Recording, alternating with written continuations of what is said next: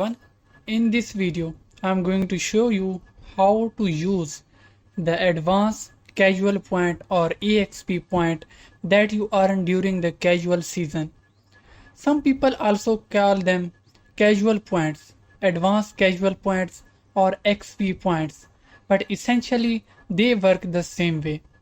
Currently, my casual season progress is active. I had one mission left, which I completed.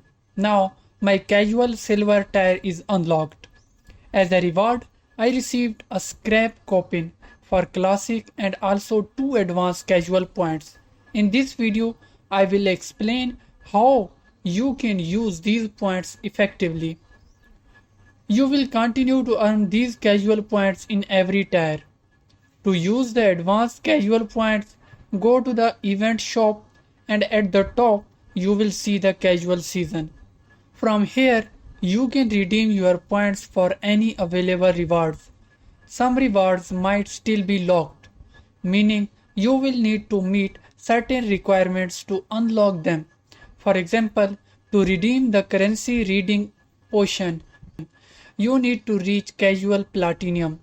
Similarly, other items like the hit effect can also be used in arena, but you will need to reach the required tier within the casual season.